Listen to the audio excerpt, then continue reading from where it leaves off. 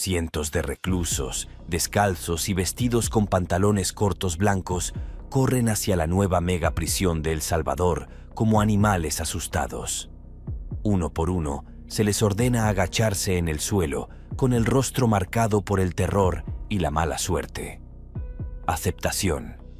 Dentro de esta megaprisión encontrarás algunos de los pandilleros más peligrosos de El Salvador. Aquí, la privacidad y el respeto son los mayores lujos que puedas imaginar. Pero, ¿qué otros horrores podrían ocultar estos altos muros de hormigón? ¿Y qué luchas desesperadas enfrentan estos tipos cuando la cámara pública se aleja de la puerta de la prisión? Bienvenidos a la nueva megaprisión de El Salvador, la cárcel más grande y controvertida de América. Número 1. Una pesadilla para las pandillas y la violencia. El 25 de febrero de 2023 sucedió algo grande en la lucha de El Salvador contra el crimen. Cientos de presuntos pandilleros fueron trasladados a una enorme nueva prisión denominada Centro de Confinamiento Terrorista. Esta prisión fue construida por orden del presidente Nayib Bukele, quien estaba adoptando una postura muy dura contra las notorias pandillas callejeras MS-13 y 18. En un vídeo dramático, Bukele mostró la operación de transferencia con una edición elegante y música siniestra. Se centró en los tatuajes de las pandillas de los reclusos, dejando claro que se trataba de delincuentes incondicionales. Las tomas aéreas revelaron el tamaño y la seguridad de esta nueva megaprisión. El mensaje de Bukele fue alto y claro. Se toma en serio la lucha contra el crimen y no tolerará ningún desafío a su autoridad. Pero esta no es la primera vez que El Salvador tiene problemas con su sistema penitenciario. Durante años, las cárceles del país han estado superpobladas, violentas e inhumanas. En la prisión más grande del país, La Panza, más de 30 reclusos estaban hacinados en un espacio previsto para solo 10. Fue una batalla constante por la supervivencia, con recursos escasos, enfermedades y frecuentes disturbios. Luego, el 26 de marzo de 2023, las cosas dieron un giro terrible. Fue el día más violento en El Salvador desde el final de la Guerra Civil en 1992, con 62 personas asesinadas a sangre fría. Al final de la semana, el número de muertos había llegado a 87. Bukele respondió declarando el estado de emergencia, otorgándole nuevos poderes radicales. Siguió una represión masiva, en la que la policía y el ejército establecieron puestos de control, allanaron viviendas e incluso utilizaron drones para espiar a la población. Más de 75 personas fueron arrestadas en tan solo unos meses, a menudo sin órdenes judiciales, abogados ni juicios. Los grupos de derechos humanos dicen que las autoridades estaban realizando arrestos arbitrarios solo para cumplir con las cuotas y que los tatuajes u otros signos de afiliación a una pandilla eran suficientes para encerrar a alguien. Bukele también facilitó el arresto y la detención de presuntos miembros de pandillas, reduciendo la edad de responsabilidad penal a solo 12 años. Pero la pesadilla no terminó con el encarcelamiento.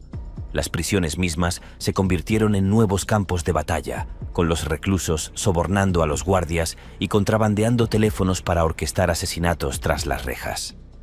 Por eso Bukele decidió construir el Centro de Confinamiento Terrorista, una fortaleza diseñada para aislar completamente a los pandilleros e impedir cualquier posibilidad de fuga o comunicación.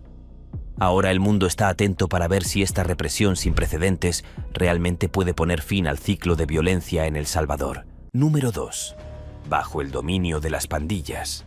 En El Salvador, entre 2014 y 2017, casi 20 salvadoreños perdieron la vida, más que en varios países que estuvieron en guerra durante ese tiempo, como Libia, Somalia y Ucrania. La tasa de homicidios fue sorprendentemente alta. Llegó a 103 por 100 personas en 2015 y se mantuvo en 60 por 100 en 2017. Los principales culpables de estos asesinatos son los maras, las poderosas y omnipresentes bandas criminales del país. Los maras, incluida la infame MS-13 o Mara Salvatrucha, están activos en el 94% de los 262 municipios de El Salvador. En muchas de estas áreas, las pandillas no solo representan una amenaza constante a la seguridad pública, sino que también funcionan como autoridades de facto, ejerciendo un control tremendo sobre la vida diaria de los residentes. En barrios de la capital, San Salvador, las personas que van a trabajar o a la escuela tienen que pasar por puestos de control informales donde jóvenes vigías y encargados de las pandillas, conocidas como banderas, piden $1 a todos. La mayoría de los comerciantes pagan para evitar represalias. Desafiar a las pandillas significa arriesgar la vida. Número 3. Las maras más grandes de El Salvador. Son la MS-13 y las dos facciones del Barrio 18, los revolucionarios y los sureños. Estas tres organizaciones tienen alrededor de 65 miembros, según los registros policiales. Sin embargo, muchas más personas, aproximadamente 500 en total, dependen de las pandillas para su sustento. Existe una animosidad profundamente arraigada entre bandas rivales. Los miembros de la MS-13 se niegan a decir el número 18, por ejemplo. Si les preguntaran su edad, dirían, «Tengo 17 años». Uno de ellos es que los límites de los territorios de la pandilla son invisibles pero ampliamente conocidos y rara vez se cruzan.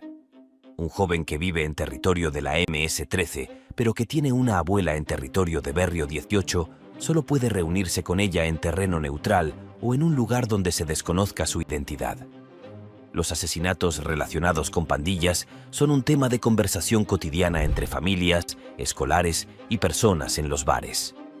Casi todos los salvadoreños conocen a alguien que ha sido asesinado por pandilleros o alguien que ha apretado el gatillo. Muchos salvadoreños evitan los lugares públicos e incluso caminan por las calles. Los ricos suelen permanecer en recintos cerrados. Después del atardecer, muchas calles de San Salvador quedan desiertas. La noche pertenece a los mauríes, quienes son más activos durante ese tiempo. También es cuando el ejército y la policía realizan registros casa por casa en busca de presuntos delincuentes. Los agentes de policía siempre usan pasamontañas que les cubren la cara por temor a que los pandilleros los ataquen a ellos y a sus familias. El clima de miedo es tan intenso que miles de familias abandonaron sus hogares y huyeron al norte, hacia la frontera con Estados Unidos.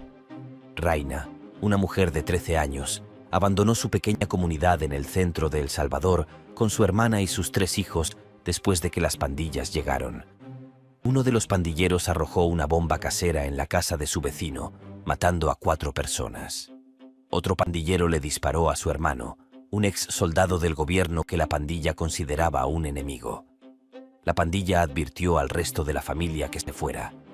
Las pandillas a menudo se apoderan de casas en lugares estratégicos y las convierten en casas locas o casas langosta. Una de las razones por las que las pandillas han podido establecer raíces tan profundas en El Salvador es que brindan un sentido de orgullo y pertenencia a sus miembros, muchos de los cuales provienen de familias pobres y desintegradas. Los maras son importantes cuando no se tiene nada, cuando se nace muerto, dice el antropólogo salvadoreño Juan José Martínez Daubuisón. Las pandillas también afirman brindar un servicio comunitario al proteger a los locales de otros delincuentes y policías corruptos. Número 4. La administración Trump ha estado deportando a decenas de miles de salvadoreños que no tienen relación con las pandillas y también está negando la entrada a miles más que son víctimas de las actividades depredadoras de mares. En enero de 2018, Estados Unidos anunció que en septiembre de 2019 pondría fin a la designación de estatus de protección temporal que había permitido a 195 salvadoreños vivir y trabajar legalmente en Estados Unidos durante casi 20 años. En junio, el entonces fiscal general, Jeff Sessions, restringió aún más la elegibilidad para solicitar asilo, afirmando que haber experimentado violencia de pandillas ya no sería motivo suficiente para solicitar asilo en Estados Unidos. El destino ha enmudecido las calles de El Salvador, un silencio inquietante que se cierne sobre la nación como un sudario. Durante años, el estruendoso rugido de las pandillas resonó en estos mismos callejones, mientras la MS-13 y el Barrio 18 gobernaban sus territorios con mano de hierro. Pero ahora una quietud ensordecedora se ha apoderado de sus antiguos bastiones. Es como si una gran tormenta hubiera arrasado, dispersando a los que alguna vez fueron poderosos ejércitos criminales.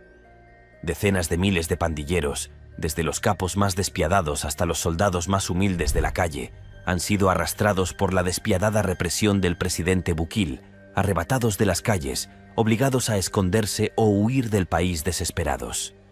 La velocidad y la escala de los arrestos han dejado a las pandillas tambaleándose y sus imperios meticulosamente construidos se desmoronan a su alrededor.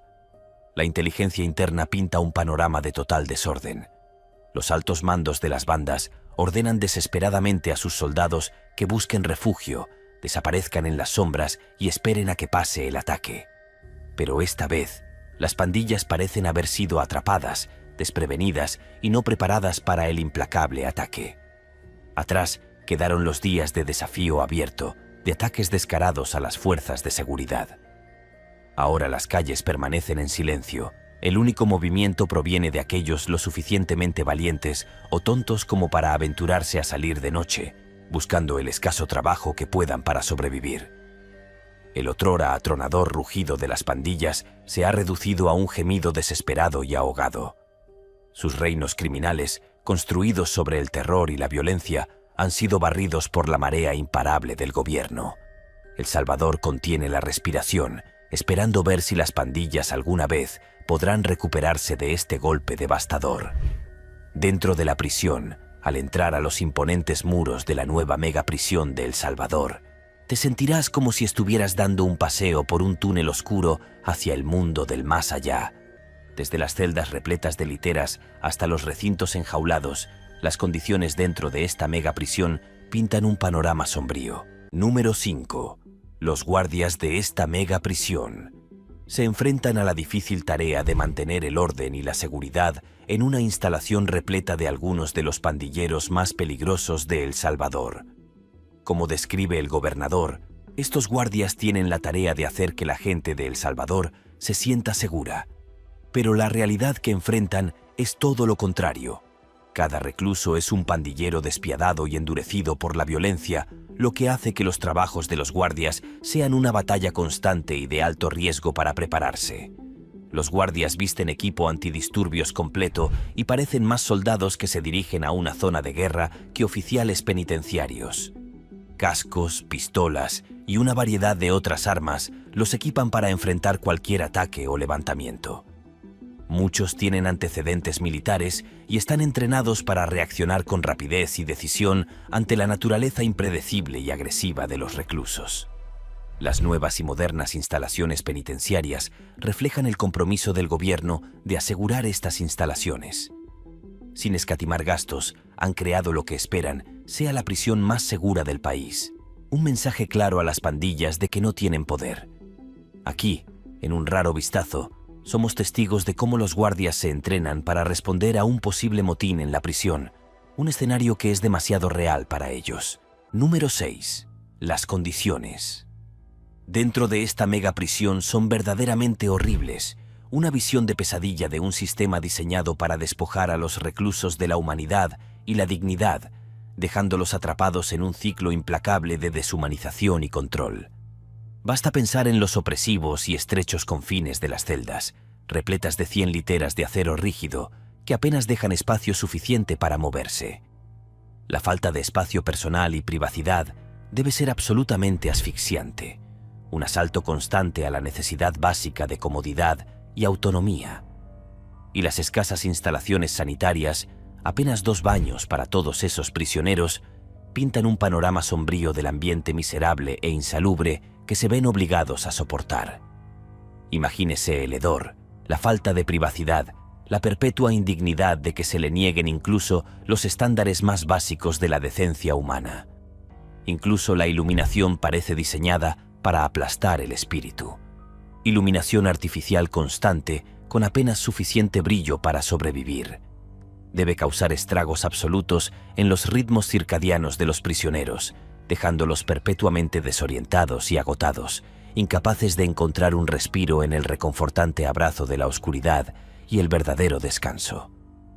Pero tal vez el verdadero horror resida en las salas aisladas y de confinamiento solitario, esas tumbas de concreto desprovistas de comodidades o distracciones, solo un piso desnudo, un agujero en el suelo y un silencio opresivo roto solo por la visión ocasional de un guardia a través de una estrecha hendidura en la puerta. La privación sensorial del tipo más cruel es una forma de tortura psicológica que poco a poco debe socavar los cimientos mismos de la cordura. La base de todo es el enorme e intrusivo aparato de vigilancia, las cámaras de circuito cerrado de televisión y los guardias entrenados para evitar cualquier interacción significativa, tratando a los prisioneros como poco más que objetos a ser monitoreados y controlados. Es como si el sistema les hubiera despojado de la esencia misma de su humanidad, volviéndose invisibles y sin voz dentro de esta vasta e impersonal máquina. El objetivo declarado puede ser desmantelar la cultura de las pandillas y reafirmar la autoridad absoluta. Pero los métodos empleados aquí son tan extremos, tan deshumanizantes, que es difícil imaginar cómo esto podría conducir alguna vez a una rehabilitación o reintegración genuina. No, esto se siente más como un esfuerzo concertado para simplemente quebrar la voluntad de los prisioneros, cortar sus conexiones con el mundo exterior y aplastarlos mediante un aislamiento implacable, privaciones y control omnipresente. Número 7. Una visión distópica. De una institución que valora el orden y el castigo por encima de todo, sin tener en cuenta la dignidad básica y la humanidad de quienes están atrapados entre sus muros. Golpes y castigos. Cuando Cristosal, un grupo de la sociedad civil, investigó la prisión, sus hallazgos fueron increíbles. Según desgarradores testimonios, las cárceles de El Salvador, bajo el estado de excepción, se han convertido en antros de crueldad y tortura. Los detenidos relatan la realidad cotidiana de horribles malos tratos a manos de los guardias. Un joven detenido en la prisión de Mariona describió a un guardia conocido como Montaigne que amenazaba constantemente a los reclusos, advirtiéndoles: «Solo saldrás vivo de aquí si tienes suerte». El informe afirma que mientras los prisioneros se arrodillaban, los guardias les aplicaban descargas eléctricas y les extraían sangre. Al ingresar al área de guardias, los internos serían golpeados nuevamente. El testimonio también revela cómo las propias condiciones carcelarias se utilizan como forma de tortura. Los presos informan que solo se les permite un vaso de agua al día.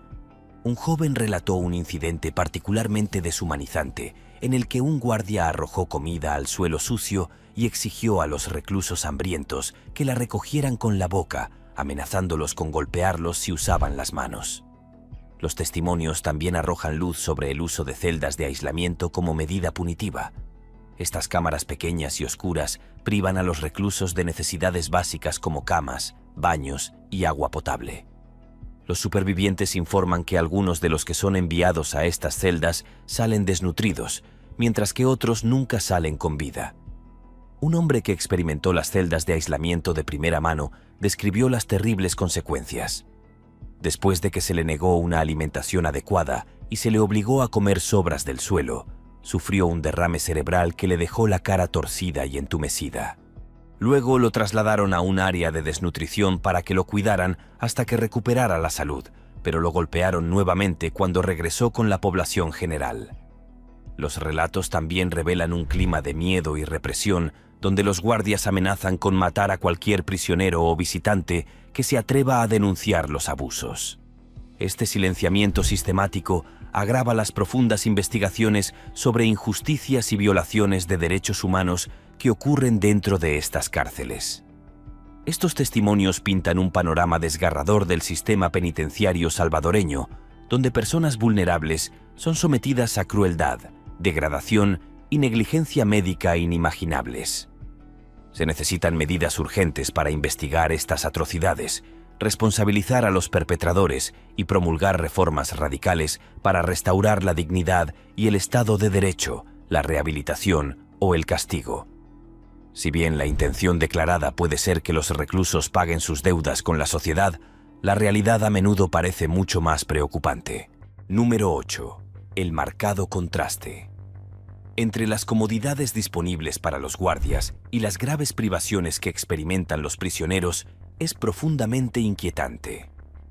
El hecho de que las instalaciones recreativas, como los comedores y las mesas de ping-pong, están estrictamente fuera del alcance de los reclusos, solo sirve para resaltar el desequilibrio inherente de poder y la falta de derechos básicos otorgados a los encarcelados y las limitadas opciones disponibles para los reclusos.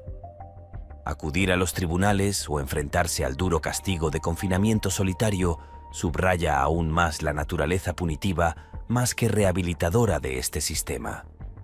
La idea de que los programas de trabajo pretenden ser beneficiosos o reparadores se pone en duda cuando se considera la falta de opciones, la naturaleza ardua de las tareas y la probabilidad de que el salario recibido apenas compense los inmensos sacrificios.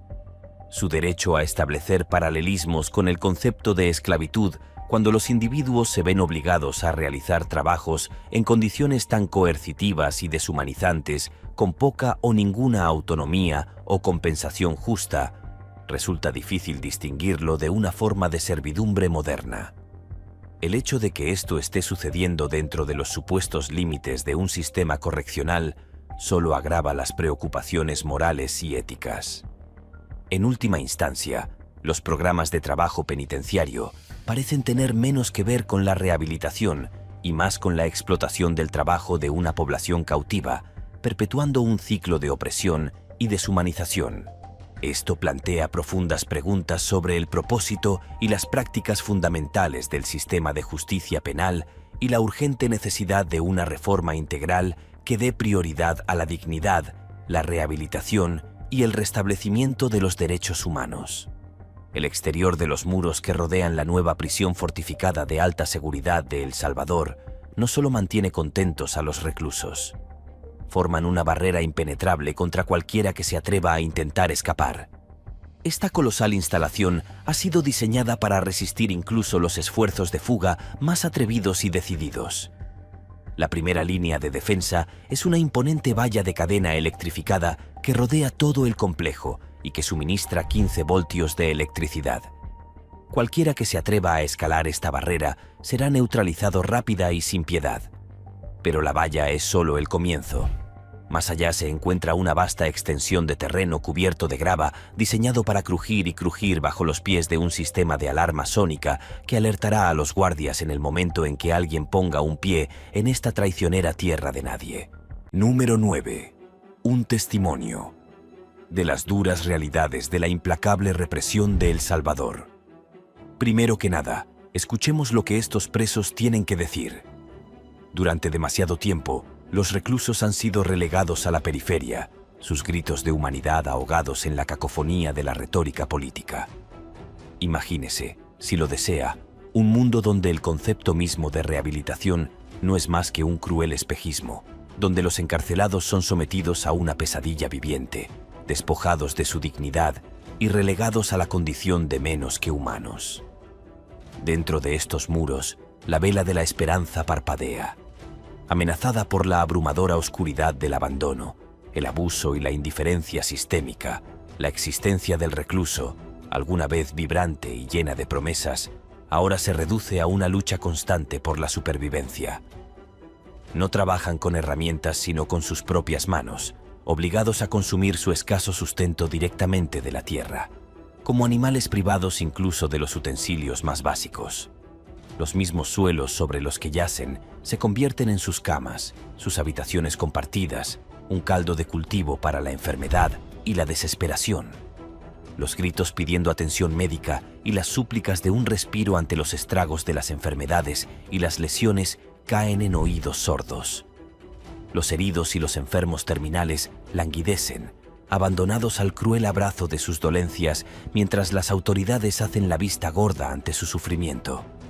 Y los horrores no terminan ahí, porque los reclusos están sometidos a un escenario implacable de tortura, abuso y violencia a manos de sus carceleros. Los ecos de sus gritos, los repugnantes sonidos de carne contra carne, rondan el aire, un testimonio de las profundidades de la inhumanidad que se han apoderado de estos muros. Número 10. Las estadísticas. Los números no son más que una representación fría e impersonal de las vidas extinguidas, los sueños destrozados. Cada muerte, cada tragedia evitable es un testimonio de la grave injusticia que se ha permitido que se pudra, oculta al ojo público. A medida que se levanta el velo, el pueblo de El Salvador se enfrenta a una dura realidad, una realidad que hace añicos la ilusión de un sistema justo y benévolo. Son testigos de la oscuridad que ha consumido las instalaciones correccionales de su nación, una oscuridad que exige su clamor colectivo por reformas, rendición de cuentas y la restauración de la humanidad. Dentro de estos espacios abandonados, ha llegado el momento de enfrentar las sombras, de arrojar luz sobre los horrores indescriptibles que se han arraigado en los cimientos mismos de su sociedad. Solo entonces podrá forjarse el camino hacia la verdadera justicia y la rehabilitación, garantizando que los gritos de los olvidados resuenen no en vano, sino como un llamado de atención por un mañana mejor y más humano. Si bien la disminución reportada en las tasas de homicidios bajo las políticas de mano dura del presidente Bukele puede parecer indicar cierto éxito, las implicaciones a largo plazo de tal enfoque son discutibles y preocupantes. Desde una perspectiva de derechos humanos, las raíces históricas de la violencia de las pandillas derivadas de la guerra civil y las deportaciones posteriores resaltan la necesidad de una estrategia multifacética y de largo plazo para abordar los factores socioeconómicos y políticos subyacentes que impulsan estos problemas. Tomar medidas enérgicas contra las pandillas mediante tácticas de mano dura puede proporcionar una reducción de la violencia a corto plazo, pero también podría conducir a abusos contra los derechos humanos, una mayor marginación de las poblaciones vulnerables y la posibilidad de que surjan nuevas formas de violencia y opresión. En situaciones como esta, es importante considerar cuidadosamente el equilibrio entre la seguridad pública y la protección de las libertades civiles y los derechos humanos. Si bien el deseo de seguridad de la gente es comprensible, las soluciones que priorizan la dignidad humana y abordan las causas profundas del problema pueden, en última instancia, ser más efectivas y sostenibles en el largo plazo.